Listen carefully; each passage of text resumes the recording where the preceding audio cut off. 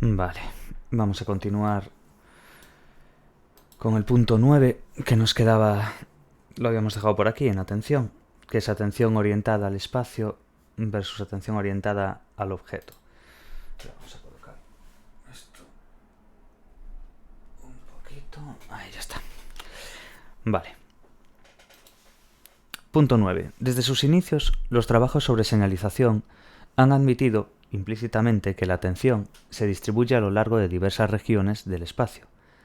A pesar de este supuesto general, hemos visto también, en una sección anterior, utilizando el paradigma de detención de puntos, que los estímulos pueden ser atendidos de forma diferente a cómo se atiende el espacio en el que residen. Por lo tanto, es importante conocer si la selección atencional puede basarse en factores distintos a la simple localización espacial. Y aunque son numerosos los teóricos que sostienen que la selección atencional actúa a través de una representación del espacio visual, no es menos cierto que otros mantienen que las mismas características y propiedades del estímulo, su identidad, su forma o color, también pueden ser utilizadas como fundamento para la selección. Analicemos ambas orientaciones. 9.1. ¿Es el espacio especial? Space Vast. Uno de los primeros trabajos que comparó entre sí los efectos de señalizar el espacio o el objeto fue el de Posner. Los sujetos debían indicar lo más rápidamente posible si una letra concreta, por ejemplo la H, aparecía a la izquierda o a la derecha de un punto de fijación, con anterioridad. Una señal dispuesta en el centro de la pantalla indicaba con un 80% de validez, o bien la identidad de la letra, se mostraba una letra idéntica a la letra target, o su localización, aparecía una flecha orientada a izquierda o derecha, o ambos factores, que es letra abajo y flecha arriba, o ninguno, que se mostraba pues una cruz no informativa. Transcurridos 800 a 1200 milisegundos desde la desaparición de la señal, aparecía la letra target. Posner y sus colegas solo descubrieron efectos de la señalización sobre la localización espacial. Cuando la dirección de la flecha fue válida, las respuestas fueron rápidas, 249 milisegundos, intermedias cuando se utilizó como señal la cruz no informativa, 266 milisegundos, y lentas cuando el apuntamiento de la flecha fue inválido, 297 milisegundos. Pero en ningún caso aparecieron efectos por señalizar la identidad de la letra, es decir, el hecho de presentar, como indicio, la misma letra que podía aparecer como target no beneficiaba su identificación. Por lo tanto, el trabajo demostraba que el control atencional, ejercido por una señal previa, actuaba exclusivamente sobre localizaciones espaciales, pero no sobre otras propiedades, tales como la identidad del estímulo. Es decir, los hallazgos favorecen la hipótesis de que la atención selectiva, importante esto, los hallazgos favorecen la hipótesis de que la atención selectiva se dirige más eficazmente hacia el espacio que hacia la forma o la identidad de un objeto. Quedaos bien con esto porque esto es otra de las típicas preguntas de examen que ya he visto de Patreon y demás cuando voy subiendo. Entonces, es decir, los hallazgos favorecen la hipótesis de que la atención selectiva se dirige más eficazmente hacia el espacio que hacia la forma en sí de la identidad de un objeto. Entonces, la selección de características no espaciales mediada por el espacio. Sin embargo, el hecho de que no se hayan encontrado efectos beneficiosos de señalización sobre la identidad o la forma de un estímulo no implica descartar la posibilidad de que la atención pueda dirigirse hacia estas características no espaciales. Tal vez las formas de los estímulos o de las letras utilizadas en los experimentos sean demasiado semejantes para actuar como claves eficaces de selección atencional. Efectivamente, ciertos estudios han demostrado que puede darse una selección correcta basada en características diferentes a la localización espacial, tales como el color o la forma. Aunque estos estudios apoyan en la idea de que estas características no espaciales pueden también actuar como señales efectivas para dirigir la atención, pudiera darse el caso de que dirigir la atención hacia el color o la forma estuviera mediado por el espacio. Por ejemplo, dada una señal que indique atender a letras rojas, sería posible que la atención se dirigiera a la posición que contiene letras rojas, en lugar de estar dirigida al color rojo de las letras per se, ignorando la posición. Un estudio reciente parece refrendar esta última idea? Pues demuestra que atender a una característica no espacial de un objeto, pues por ejemplo su color, implica que la posición espacial donde se ubica, también seleccionada, en este caso, implica que esta posición espacial donde se ubica es también seleccionada. En este trabajo aparecían 6 letras coloreadas, en rojo, azul, verde o amarillo, dispuestas en forma de círculo. 3 de las letras aparecían sobreimpuestas en una forma también coloreada, pues por ejemplo, pues sobre un cuadrado, círculo o triángulo de color rojo, verde, azul o amarillo. Los participantes fueron instruidos para que dijeran la forma que correspondía a un determinado color. Por ejemplo, indica las formas amarillas que veas y cualesquiera letras de la presentación. Se descubrió que las personas tendían a decir las letras sobreimpuestas en la forma target, en lugar de indicar las letras que aparecían en otra posición, y que compartían el mismo color que la forma target. Por ejemplo, si aparecía un cuadrado amarillo o un círculo amarillo, los sujetos informaban de las letras sobreimpuestas, pero ignoraban, por ejemplo, una letra B amarilla sobre el cuadrado rojo. Es decir, atender a la zona ocupada por un objeto de un color relevante no facilitó la identificación de otros objetos del mismo color, sino solo de aquellos objetos que coincidían con la posición del objeto atendido.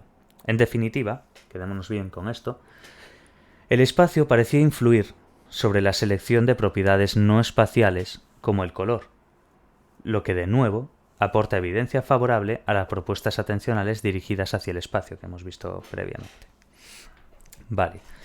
En esta misma línea, estudios de EPR han descubierto también que prestar atención a un objeto dispuesto en una posición tiene efectos sobre el procesamiento ulterior de otro objeto dispuesto en la misma localización, lo que favorece una vez más la perspectiva de la orientación atencional hacia el espacio. Suponga que se debe identificar un estímulo target definido por un color, que aparece entre distractores de otro color.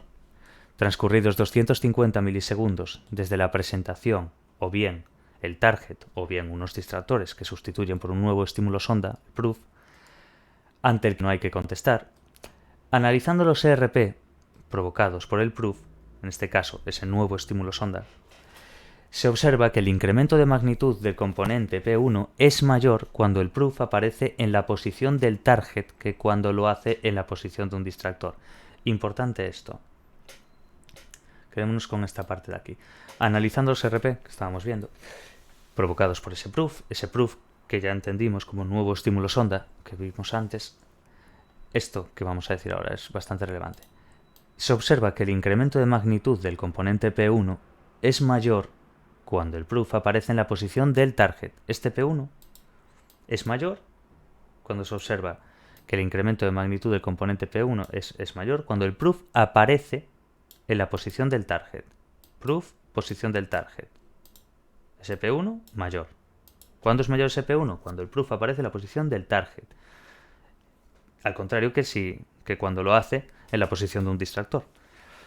¿Este resultado qué está haciendo? Pues ratificar una vez más, como hemos visto, que es la posición espacial del target y no solamente su color la que es atendida. Conclusiones, a modo resumen de lo que hemos leído. Los estudios descritos hasta este punto coinciden en que la posición espacial desempeña un papel especial, de ahí el título como vimos previamente, durante la selección de la información visual. La atención parece operar sobre una representación del espacio visual, lo que no debe sorprender, pues la atención generalmente se orienta hacia una localización espacial concreta. Y aunque puede ser útil y posible, mantener una disposición atencional hacia el color o la forma de los objetos, el reconocimiento de los mismos parece necesitar información respecto a su localización en el espacio. Quedemos muy bien con eso. Vale. 9.2. Dirigiendo la atención hacia los objetos. Object Bus. Los modelos puros, Space Bus, como vimos antes, que acabamos de describir, ¿veis? Consideran que la atención opera sobre una representación del espacio visual. Suponen que la atención se distribuye a través de regiones del espacio e integra las características aisladas que allí aparecen, orientación, forma, color, etc., a partir de los cuales emergen objetos significativos. Otros modelos, en cambio, proponen que la atención selecciona primariamente objetos en lugar de regiones espaciales. Estos modelos basados en el objeto, Object Bus, consideran que la atención se desplaza por regiones del espacio que están ocupadas por objetos, supuesto que los distingue de los modelos basados en el espacio, para los que la atención selecciona siempre regiones con independencia de que éstas estén o no ocupadas por objetos. Efectivamente, existe evidencia que demuestra cómo los objetos pueden ser el objetivo primario de la atención, y no solo su resultado final. Si mostramos series de dibujos superpuestos, pues por ejemplo, un círculo rojo y un cuadrado azul, se observa que el rendimiento es más rápido cuando las personas deben juzgar las dos dimensiones, en plan color y forma, de un único objeto que cuando deben juzgar una dimensión en cada uno de ellos. Es decir, atender a los dos objetos a la vez, y no al espacio común que ocupan, que es compartido y que se mantiene constante, exige un intercambio de la atención entre ellos que requiere tiempo. Es decir, el objeto es el destino primario de la atención. El objeto. Quedémonos bien con eso. El objeto es el destino primario de la atención. Atención hacia el objeto durante el procesamiento visual temprano. Los defensores de la selección atencional, basada en el objeto, admiten que el espacio no es el factor dominante del control atencional, sino que la atención puede operar directamente incluso sobre formas de objetos generados en momentos tempranos de procesamiento visual. Importante. Los defensores de la selección atencional basada en el objeto admiten que el espacio no es el factor dominante del control atencional, lógicamente, porque están defendiendo la selección atencional basada en el objeto, no en el espacio, sino que la atención puede operar directamente incluso sobre formas de objetos generadas en momentos tempranos de procesamiento visual. En las fases tempranas del procesamiento visual, el campo visual se segmentaría preatencionalmente en diferentes formas o grupos perceptivos, conforme a los principios de agrupamiento de la Gestalt, como ya conoceremos, tanto por historia como por el comienzo de que se habla de esto en el capítulo 0, en esa introducción de la materia, tales como proximidad, la semejanza o el movimiento. Con posterioridad, la atención focal se utilizaría para analizar estas formas más detalladamente e identificarlas como objetos significativos en una fase categorial posterior. Por lo tanto, si el destino primario de la atención es el objeto, entonces la atención debe operar no solo sobre el objeto final visualizado, el que percibimos, sino también sobre las formas o agrupamientos perceptivos generados en la fase preatencional, durante el procesamiento visual temprano. Veamos cómo se ha demostrado esto. Moore, Jantis y Vogt en 1998, Vaughan, dije Vogt, no sé por qué, presentaron dos rectángulos verticales que podían aparecer tal cual, o bien ser atravesados por un tercer rectángulo horizontal, que los ocluía parcialmente. La figura 3.8 representa esta última condición ocluida. Más abajo nos aparece aquí la presentación de estos objetos ocluidos, como podemos apreciar. Pero vamos a ir viéndola poquito a poco. Vale, representa esto una última condición ocluida. Observe que en esta condición ocluida, debido a los principios de la Gestalt, nuestra percepción corresponde a 3 rectángulos y no a 4 cuadriláteros que flanquean un rectángulo. En cada uno de los extremos de los rectángulos verticales aparecían caracteres debiendo los sujetos indicar sencillamente si aparecía o una T o una L en alguno de ellos, antes de que los estímulos fueran presentados. El extremo de uno de los rectángulos se iluminó brevemente, a modo de señal, de tal manera que en el 80% de los ensayos, el target T o L apareció en la posición señalizada. Se descubrió que los TR, los tiempos de reacción, quiere decir más rápidos, se obtuvieron cuando el target aparecía en el extremo señalizado por la luz. Los tiempos de reacción intermedios correspondieron a cuando el target apareció en el extremo opuesto del rectángulo señalizado, el mismo objeto. Y los más lentos cuando el target apareció en el otro rectángulo, en un objeto diferente. Lo más sorprendente fue que este patrón de resultados fue el mismo, tanto en la condición ocluida como en la no ocluida, En definitiva, ¿qué nos revelan estos resultados? Pues el hecho de que los resultados sean semejantes en la condición ocluida y en la no ocluida favorece la hipótesis de partida respecto a que selección de la información opera sobre una representación del objeto que emerge en momentos tempranos de procesamiento visual cuando se aplica el completado perceptivo, como vemos aquí. De esta figura 3.8, presentación de objetos ocluidos empleada por Moore y demás. En la condición de no oclusión, la barra horizontal fue eliminada, mostrando solamente las dos barras verticales. Grupos perceptivos y conjunciones ilusorias. Otra manera de crear objetos virtuales en una presentación visual consiste en generar grupos perceptivos aplicando los principios de agrupamiento de la Gestalt. Por ejemplo, Prinzmetal, 1981, recurrió a la proximidad para generar presentaciones que podían ser procesadas como grupos diferentes. La figura 3.9 muestra diversos tipos de ensayos utilizados en este trabajo. Un grupo perceptivo estaba constituido por una fila de 4 círculos y era equiparable a un objeto. En cada ensayo aparecían 2 grupos, filas, que fueron expuestos brevemente, uno encima de otro. La tarea de los sujetos fue indicar si en cualquiera de los 8 círculos aparecía una cruz, lo que es el target. Bueno, la tenemos aquí, la figura, simplemente vosotros también lo tendréis en el libro. Y vemos las presentaciones que fueron utilizados por Prinzmetal. Se mostraron 2 filas de 4 círculos en cada ensayo, siendo la tarea indicar si una cruz estaba presente. ¿Veis? Como podemos apreciar aquí. Vamos a ir viendo ahora. El razonamiento de Prinzmetal fue curioso. Si la atención se dirige hacia los objetos, es decir, hacia los grupos o filas, la aparición de conjunción ilusoria en los ensayos carentes de target, es decir, falsa combinación de un segmento horizontal y otro vertical, que crea la ilusión de haber visto una cruz inexistente, será mucho más probable cuando ambos segmentos, esto es muy importante, será mucho más probable cuando ambos segmentos formen parte del mismo grupo, la misma fila, que cuando estén en distintos grupos, en filas diferentes. Esta ilusión de haber visto una cruz inexistente es mucho más probable, se entiende por lógica, pero bueno, de todos modos hay que entenderlo como nos lo citan en el manual. Entonces, la ilusión de haber visto una cruz inexistente va a ser mucho más probable cuando ambos segmentos estén en la misma fila, sean la misma fila, que cuando estén en filas diferentes. Efectivamente, en la condición target ausente conjunción, como veis aquí, target ausente conjunción, aquí, cuando un segmento vertical y otro horizontal estaban presentes en la misma fila, condición de mismo objeto, los sujetos indicaron ilusoriamente haber visto una cruz en un 25% de las ocasiones.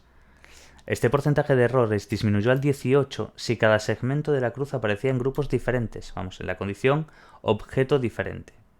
¿Veis? Esta de aquí. Una cosa es mismo objeto y otra cosa es objeto diferente. Por su parte, la condición target ausente sin conjunción, esta última de aquí, importante esto, que vamos a ver ahora. Los sujetos apenas dijeron haber percibido ilusoriamente una cruz, pues en estas condiciones los segmentos tenían la misma orientación. ¿Ves que tienen la misma orientación? Esto, la misma orientación se refiere en el corte de horizontal o de vertical, es el mismo. ¿Ves en la secuencia? Vemos como en el target ausente conjunción no. Pues se trata de eso, de esa ilusión. Y de saber diferenciarlas y del por qué. Básicamente, son 2 filas de 4 círculos. ¿Ves? 4 círculos, 4 círculos. Son 2 filas en cada ensayo, siendo la tarea indicar si una cruz estaba presente o no, en este caso. En definitiva, los resultados que demuestran que las personas procesan todas las características de un mismo grupo perceptivo u objeto a la vez, lo que favorece las propuestas de los modelos atencionales basados en el objeto. Conclusión, porque hemos dado espacio y objeto. Unos que tiran por un lado y otros que tiran por el otro, ¿no? Ahora, espacio u objeto. Esto es lo que importa realmente. Esta conclusión, las últimas evidencias revisadas apuntan a que la atención también operaría directamente sobre los objetos, incluso cuando dichos objetos se encuentran presentes de modo virtual, ilusorio o no real. No obstante, no debemos ignorar la importancia del espacio, pues también sabemos que la localización espacial es un factor importante durante la selección. En definitiva, ¿qué es lo que podemos afirmar con esto? A modo de conclusión, que tanto el espacio como los objetos pueden ser el destino de la atención, de forma flexible, dependiendo de las demandas de la tarea. Aunque la selección basada en el espacio es una norma habitual de proceder, este tipo de operativa puede verse en gran medida influida por las expectativas arriba-abajo, generadas a partir de representaciones basadas en el objeto. Los hallazgos expuestos, que demuestran cómo la selección orientada hacia el objeto puede estar modulada por características espaciales, refrendaría esta idea integradora.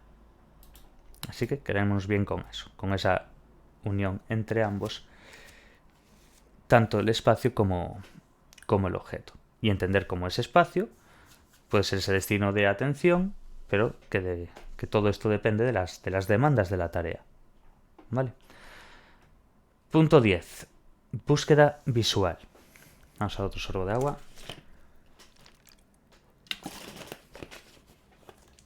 Vale. En la mayor parte de tareas cotidianas, la atención se necesita para buscar algo y localizarlo.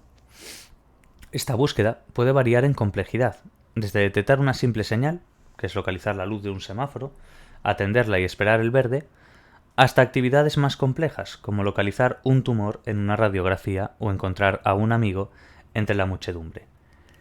En el laboratorio, las tareas de búsqueda visual consisten en localizar un target, por ejemplo, pues una barra blanca, entre un grupo de distractores, por ejemplo, barras grises. En algunos ensayos, el target estará presente, mientras que en otros estará ausente. Por norma general, la búsqueda será sencilla cuando el target se defina por una característica única, como es el caso del color. En el panel derecho, bueno, vamos a ver ahora aquí en esta figura. ¿Veis la figura 3.10? Es un ejemplo de presentaciones de búsqueda visual, ¿no? Búsqueda de conjunción y búsqueda de característica. En ambas, el target es una barra blanca orientada a 45 grados hacia la izquierda. El target emerge o resulta saliente en la condición de búsqueda de características, pero es más difícil de encontrarla en la de conjunción. Veis que es bastante más fácil en la búsqueda de características simplemente fijándoos, y cambiáis a la de conjunción, es más difícil de encontrar en la condición de búsqueda de conjunción. Ese target se emerge. Vale. Vamos a ir viéndolo ahora un poquillo. Esto simplemente era así a modo de resumen. Entonces, sin embargo, la búsqueda resultará más complicada cuando el target esté definido por una conjunción de dos o más características, como puede ser el color y la orientación en el panel izquierdo de la figura 3.10. ¿Veis esta búsqueda de conjunción? Como se puede suponer, esta mayor dificultad utilizando conjunciones es debida a que los targets y los distractores tienden a ser visualmente más semejantes entre sí. De ahí que sea más difícil. Esta mayor dificultad ya lo sacas por lógica de que es debida a que esos targets y esos distractores visualmente son semejantes entre sí. Vale. Seguimos. En tareas de búsqueda visual, el rendimiento se evalúa mediante dos variables dependientes: la velocidad de la respuesta y la precisión. En la primera, velocidad de respuesta y precisión. Ahora, en la primera, se refiere a velocidad de respuesta, se mide el tiempo necesario que necesita el sujeto para indicar si el target está o no presente. ¿Vale? Es la velocidad de respuesta, vamos. En la segunda, lo que sería la precisión, se expone la presentación durante un tiempo limitado y se registra el total de aciertos, vamos, lo preciso que eres, de aciertos u errores, quiero decir, al indicar si hay o no un target presente. Dos resultados son característicos en las tareas de búsqueda. 1. El tiempo de búsqueda de un target se incrementa conforme lo hace el número de ítems de la presentación. Lógicamente, a ver, el tamaño de la presentación o el tamaño del conjunto, lo que es el set size. Pero solo en este caso de búsqueda de un target definido por conjunciones, no en el caso de un target definido por una característica. Y 2. En el caso de conjunciones, los tiempos de búsqueda son mayores cuando no aparece target en la presentación, lo que es target ausente, que cuando sí aparece, que sería el target presente. Para explicar estos resultados, se ha recurrido a un modelo de búsqueda serial y autodeterminada. El modelo de búsqueda serial autodeterminada. El hecho de que el tiempo de búsqueda de conjunciones depende del número de ítems presentados, del tamaño del conjunto, sugiere que el proceso de búsqueda es serial, Es decir, cada ítem debe ser escrutado uno tras otro para comprobar si se corresponde o no con el target. Por lo tanto, cuantos más ítems contenga la presentación, mayor será el tiempo de búsqueda. Respecto al segundo de los resultados, esto es que los tiempos de búsqueda de una conjunción son más rápidos cuando hay target que cuando no lo hay, se supone que en el primer caso los sujetos detienen la búsqueda cuando el target es localizado, mientras que en el segundo están obligados a explorar todo el conjunto. Observe que cuando el target está presente, la atención requiere explorar. Por término medio, la mitad de los ítems para localizarlo. En algunos ensayos la localización podrá darse en el primer ítem explorado, en otros ensayos se localizará en el último, y en otros se producirá en los ítems intermedios. Sin embargo, si no hay target, el sujeto está obligado a explorar todos los ítems antes de comunicar la ausencia del mismo. Observen esta figura 3.11, veis aquí target ausente y target presente, como esto el tiempo de reacción y esto como tamaño del conjunto. ¿Vale? Como la función que relaciona el tiempo de búsqueda con el número de ítems de la presentación muestra una pendiente el doble de pronunciada en la condición de ausencia. ¿Veis cómo está? Es el doble, en este caso, de pronunciación en comparación con la del target presente. Pues el target ausente es lo que nos está diciendo aquí. Y tiempo de búsqueda con el número de ítems de la presentación que estamos viendo, la figura 3.11. Quiero decir, lo que está mostrando es una pendiente que es el doble de pronunciada en la condición de ausencia, vamos, en la de target ausente, de target, que en la de presencia, que vemos abajo como target presente. Por esta razón, el modelo de búsqueda serial autodeterminada, permite, al examinar la función de búsqueda, estimar el promedio de tiempo que ocupa explorar cada uno de los ítems de la presentación. Búsqueda serial versus en paralelo.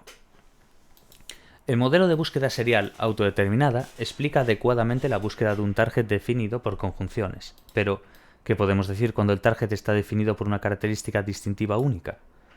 Los primeros trabajos de búsqueda visual admitían que la localización de un target definido por una característica distintiva podía hacerse procesando en paralelo, a la vez todos los ítems expuestos.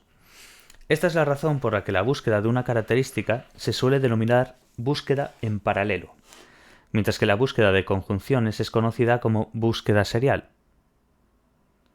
Esta disociación entre búsqueda serial y búsqueda en paralelo fue uno de los fundamentos que inspiraron a las teorías clásicas de búsqueda visual.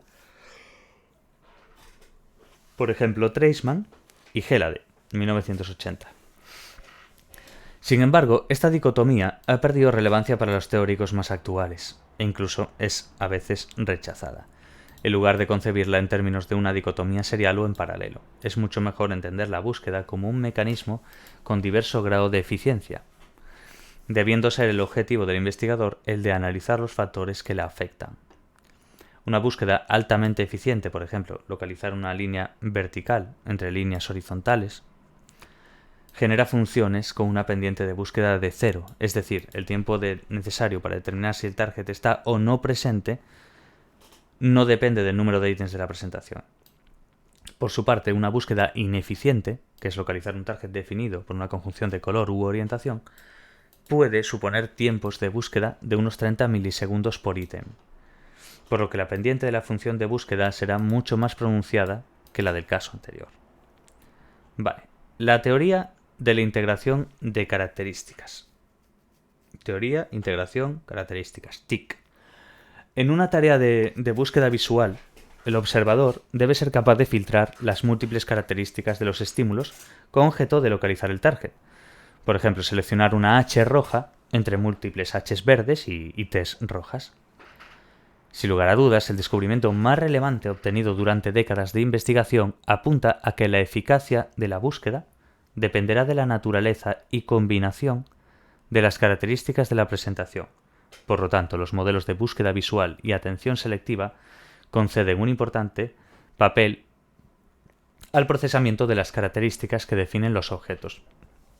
Esto es muy importante también dentro de los exámenes y demás. Es algo que veo que que han llegado a tocar. Entonces, fundamentos y operativas de la TIC. Recordamos. Teoría de la integración de características. Vamos allá. La teoría de la integración de las características, TIC, fue propuesta originalmente por Treisman, acordaos bien de eso, y Gelade en 1980. Sostiene que las características elementales que constituyen los objetos, su color, orientación, frecuencia espacial, brillo, la dirección de movimiento, etc., se detectan en una primera fase preatencional, de forma automática y en paralelo, a lo largo de todo el campo visual. Es decir, todos los bits básicos o elementales de información que aparecen en una presentación estimular y que definen los estímulos. Por ejemplo, parches de color, líneas, segmentos, bordes, movimiento, etc. Están presentes en un estadio previo que no requiere atención, en una fase de procesamiento posterior, a partir de estos elementos básicos de información, y mediante su combinación emergen los objetos significativos que percibimos. Es precisamente este proceso combinatorio de aglutinado o pegado de características entre sí el que requiere la participación de la atención, la cual operaría según criterios de localización espacial, es decir, la TIC es una teoría Space Bus, lo que vimos antes, teniendo como referencia la figura 3.12. Veamos cómo opera dicho modelo. Teoría de la integración de las características. Vale, tenemos aquí la figura, pero bueno, vamos a ir leyendo a la vez, simplemente para que sepamos un poco cómo va. De todos modos, todos los que tenemos libro, tanto en PDF como original que tengo ahí, pasa que no es lo mismo andar, no puedo enseñaroslo igual yo aquí poniendo una cámara aquí visualizando el libro que mejor verlo aquí en PDF. Pero bueno, quiero decir con eso que a mí me gusta tenerlo original porque yo, si por ejemplo estoy en cama o estoy en la sala o donde esté, me pongo a leer en el libro. Me gusta leer también en el ordenador, pero creo que es más útil, al menos a nivel tecnológico, el poder presentar las cosas así desde mi pantalla directamente que tener que estar yo pasando las hojas y demás. Vale. Eso, TIC, teoría de la integración de características. En la TIC, la selección de las características mediante la atención recurre al denominado mapa maestro de posiciones. Este mapa contiene todas las ubicaciones espaciales en las que se han detectado las diversas características, por ejemplo, color gris y orientación vertical. Cada una de las posiciones de este mapa se ha generado a partir de mapas previos de características. Estos mapas de características se generan, como dijimos, durante una fase previa de procesamiento, en paralelo para todas las características detectadas, por ejemplo, mapas con los distintos colores, gris, negro, o mapas con las diversas orientaciones, vertical, oblicua. Pues bien, al focalizar la atención en una ubicación del mapa de posiciones, ventana atencional, en 3.12, se activan todas las características presentes en dicha posición atendida. En el ejemplo de la figura, el color gris y la orientación vertical. Estas características activadas se pegan o fusionan entre sí, generando el denominado archivo del objeto. Este archivo del objeto corresponde a una representación temporal del objeto percibido que se compara con otras representaciones almacenadas en nuestra memoria, llamados marcos del objeto. De esta manera, la identificación o reconocimiento de un objeto o target se produce cuando existe una correspondencia entre el archivo del objeto y alguno de los marcos del objeto dispuestos en memoria. Fallos de la atención y presencia de conjunciones ilusorias. Como acabamos de indicar, Treisman y Gelade en 1980 atribuyeron un papel central a la atención en la TIC, a la que responsabilizan de la fusión de características. En ausencia de atención, es muy probable que el proceso de aglutinado o pegado de características sea incorrecto, obteniéndose identificaciones erróneas de los objetos.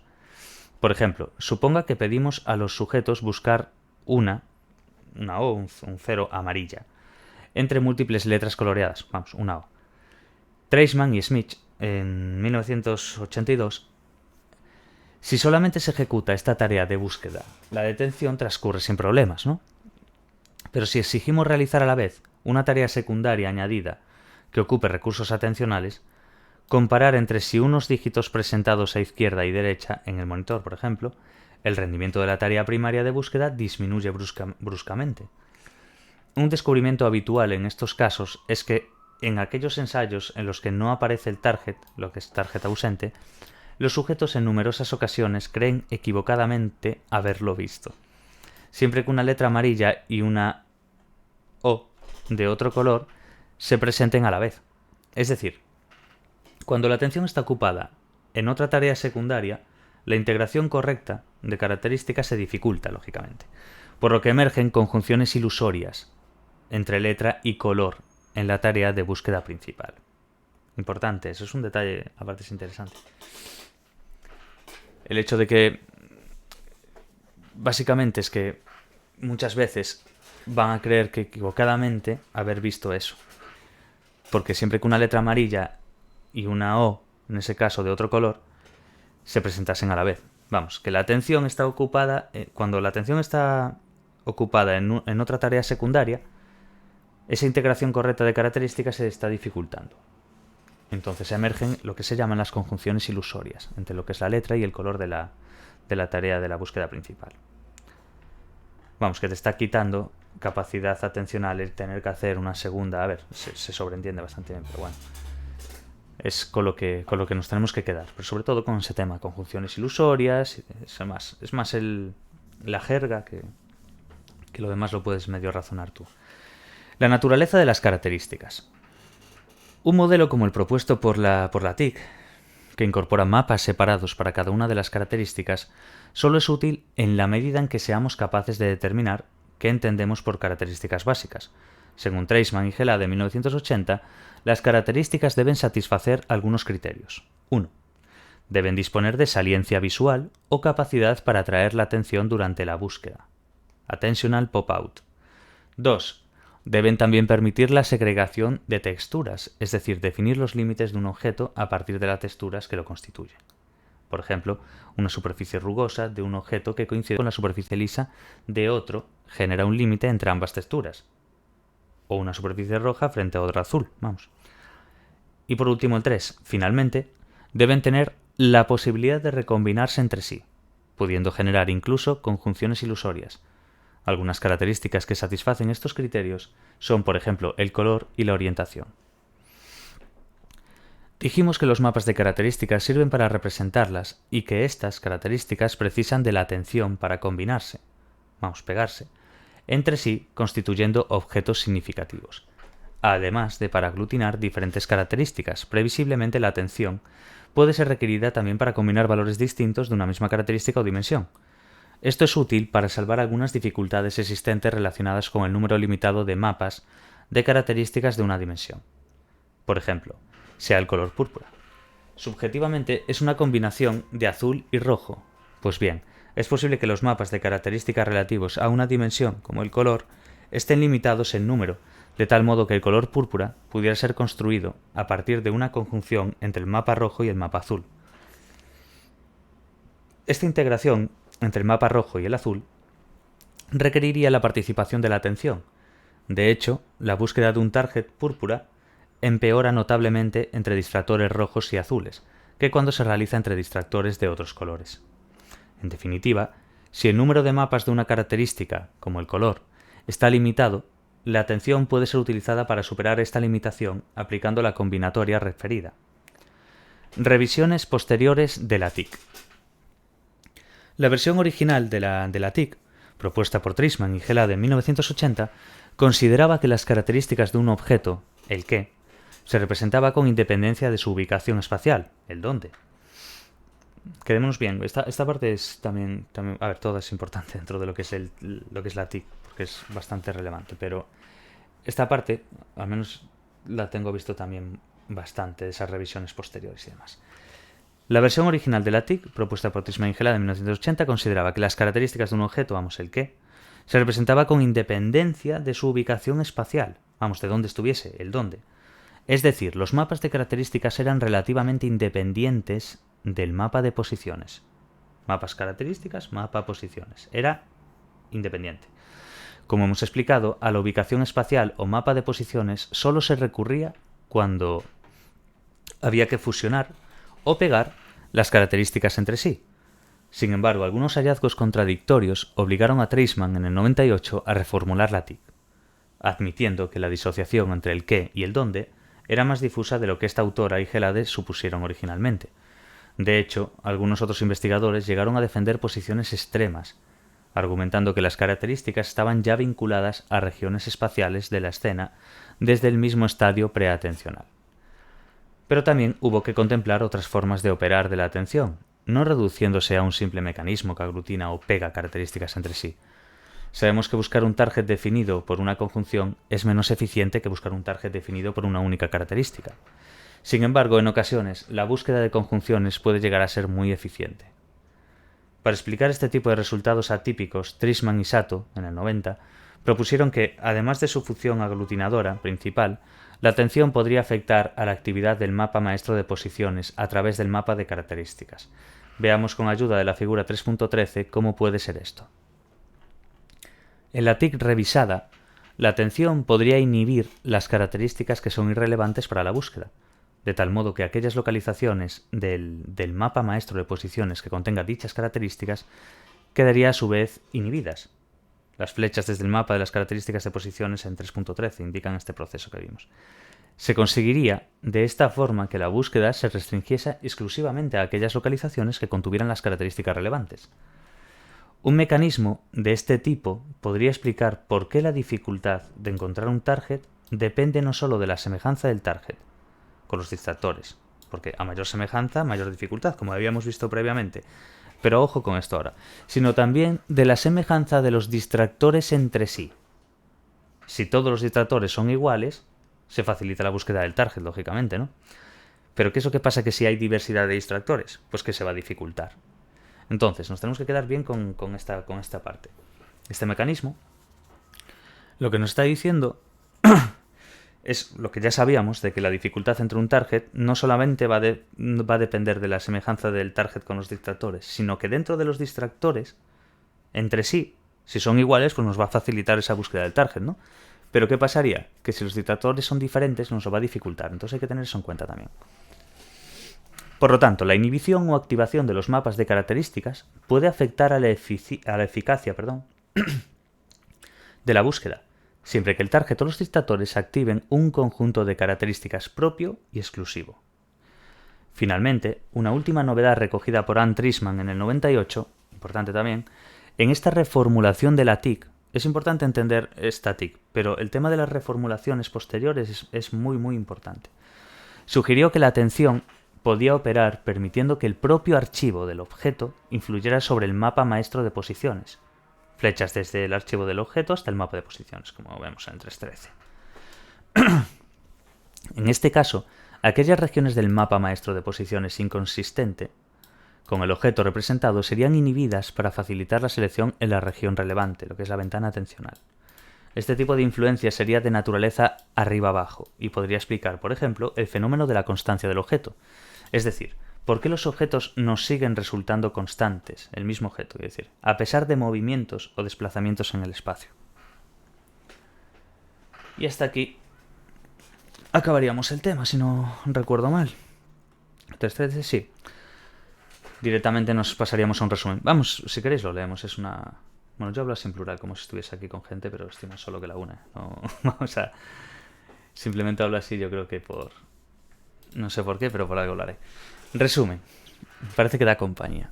Resumen. La selección es la esencia de la atención. Saber... Quedaos con eso, es buena frase. La selección es la esencia de la atención. Saber qué es lo que se selecciona, cómo y por qué, es un prerequisito para comprender cualquier tema relacionado con el procesamiento de la información. La investigación sobre la selección atencional, más que cualquier otra, ha contribuido a caracterizar, de forma decisiva, la naturaleza de la atención visual. En este capítulo hemos expuesto las principales metáforas de la atención y la investigación que ha generado. Esta investigación ha explorado cómo la atención puede ser desplazada o focalizada, y cómo la dirección y grado de focalización afectan al procesamiento del estímulo, o de la respuesta. Uno de los mayores descubrimientos en este ámbito es que, aunque la atención puede ser focalizada en regiones concretas del espacio, su finalidad puede describirse mejor como un mecanismo destinado a destacar los objetos con objeto de facilitar su selección. Aunque el foco de la atención visual coincide habitualmente con la dirección de la mirada, la realidad es que ambos pueden ser disociados. Importante eso. La orientación de la atención, frecuentemente seguida por el movimiento de nuestros ojos, puede estar supeditada al ambiente, lo que es la orientación exógena, o bajo el control intencional del observador, orientación endógena. Esto simplemente entenderlo desde el punto de vista, tú dices, vale, endógeno, algo que mi propio cuerpo va generando, por si lo quiero visualizar desde un punto de vista biológico, quiero decir. Exógeno pues sería pues cualquier sustancia que tú te metes a tu organismo de forma exógena. Entonces entender eso como el ambiente es esa orientación exógena y la orientación endógena es lo que está bajo el control intencional del observador. Vale. Entonces, ambos tipos de orientación a menudo interactúan entre sí en tareas de búsqueda visual, en las que se requiere localizar un target entre distractores. En 1890, William James, como ya conoceremos todos más que de sobras, afirmó que todos sabíamos lo que era la atención. Cuando esta afirmación se contempla desde la perspectiva de la investigación contemporánea, uno podría adaptarla y decir que todo el mundo tiene un modelo para explicarla. A pesar de que los modelos atencionales difieren en sus detalles y en el espectro de los descubrimientos que explican, no es menos cierto que tienen numerosos puntos en común. Vale. Vamos a dejarlo aquí. Y con el siguiente punto, que va a ser capítulo 4, que es la atención auditiva y el crossmodal. ¿Vale? Pues nos quedamos por aquí. El próximo vídeo pues haré lo de siempre. En 2 o 3 partes acabar los capítulos. Es que es muy variable. Hay materias... Por ejemplo, ahora vemos 137 de 355. Que bueno, que después siempre a lo mejor le quitas 30 o 40 páginas que son de bibliografía, etc. Vamos bien, a mi juicio. Creo que vamos bien. Entonces... Siguiente vídeo, pues yo qué sé, pues es que depende, es muy variable, no puedes decir aquí es la mitad, a lo mejor el punto 3 ocupa una barbaridad en hojas y el punto 1 y 2 no. Entonces, por eso os digo, yo siempre tiro por factor tiempo o por lo que voy viendo yo en páginas. Por ejemplo, 40 y algo de minutos, una hora, yo creo que es un poco con lo que va bien para cada vídeo. Además yo antes ya los voy mirando, después lo voy leyendo como una segunda vez, que es lo que haría aquí, y luego lo que voy haciendo en Patreon, entonces son varias horas. Quiero decir, esto es como una parte del trabajo diario. Vale, pues lo dejamos por aquí y mucho ánimo a todos. Y bueno, ya han empezado a poner los tipos de examen, quiero decir. No es lo mismo que en presencial. Algunas materias que sí, que la guía docente lo que nos marcan, pues oye, examen de 30 preguntas, X tiempo, múltiple respuesta, ta. Cada materia es diferente. Entonces no os fiéis de lo que diga la guía de modo presencial, porque la guía está hecha para un modo presencial. Esto que vamos a hacer nosotros es a través de la plataforma de AVEX y es diferente, muy diferente. De hecho, sin ir más lejos, aprendizaje, la materia de aprendizaje, cuando tú la hacías presencial, al menos por la guía docente como aparece, son 90 minutos y 30 preguntas. Bueno, 30 que a lo mejor son 33, pero bueno, al final son 30. 30 preguntas, 27 del libro y 3 de la PEC obligatoria. Eso es un ejemplo, ¿no? Y eran 90 minutos, vamos, 1 hora y media. Ahora ese examen en AVEX, en vez de ser de 1 hora y media, te quitan 50 minutos de golpe y te lo dejan en 40. Entonces el examen va a ser lo mismo en cantidad, que es algo que yo no logro entender. Porque lo lógico es, yo quito tiempo, pues quito preguntas. De sentido común. Si hay 30, es como una regla de 3. 30 a 1 hora y media, lo que están haciendo ahora es coger otra vez las 30 y dejar 40 minutos para el examen. Me refiero, no nos da un intelecto superior el que tenemos en que tengamos menos tiempo, al contrario. Creo que ejerce una presión que es contraproducente, que es el estrés. Entonces, 40 minutos pues tocas a eso, 1 minutito y poco por pregunta, pero ya no por eso, sino por el hecho de que previamente otras personas se han evaluado con 1 hora y media para hacer el examen. Y ahora el hecho de que nosotros lo tengamos que hacer, aún encima a raíz de un problema externo, tener que hacerlo en 40 minutos. Yo, a mi juicio, pues vale, 1 hora, 60 minutos. Bueno, pues no es lo mismo que 90, pero asequible, viable. 40 minutos para un examen que previamente era de 90. Es que está reduciendo más de la mitad el tiempo, tío. Eso es, no sé, no tiene criterio ninguno. Atención, seguir más lejos queda igual. queda igual, creo. Lo estuve mirando antes en el campus y demás y eso. Entonces, por eso digo, mirar bien cada materia, porque no se rigen todos por un cómputo global, sino que cada materia tiene su equipo docente y demás. Entonces cada uno estipula las cosas. En algunas será justo y en otras será injusto. Por eso digo, mirarlo antes para así ya haceros una idea de cómo van a hacer las cosas. Vale. Bueno, pues eso. Hasta la próxima y mucho ánimo a todos y nada, es una cuestión de... Aunque bajen el tiempo, aunque bajen tal, siempre la clave va a ser estudiar. Siempre va a ser así. Lo que pasa es que, a ver, hay cosas que no tienen criterio, no tienen sentido ninguno. Y dices, vale, me pones 40 minutos, vale, pues 20 preguntas en vez de 30. Yo creo que eso que se hacen en muchas otras materias, de hecho, como con psicobiología. En psicobiología no tenemos 30 preguntas, como era en la forma presencial. Nos quitan un poco de tiempo, nos los dejan en 60 minutos cuando previamente eran 90, pero va a la par. Lo que no puedes hacer es hacer el mismo examen y quitarte 50 minutos. Pues si tú estás en bachillerato o estás en cualquier lado y te dicen, mira, el examen va a durar 1 hora. Y cogen y al día siguiente os dicen, mira, va a ser el mismo examen, pero en vez de 1 hora va a durar media o 20 minutos. Entonces, a ver, no tiene sentido ninguno. Eso simplemente es algo que ellos no están acostumbrados a tratar, que es el tema de aves y demás, y no regulan. Bueno, eso. Ánimo a todos y hasta la próxima.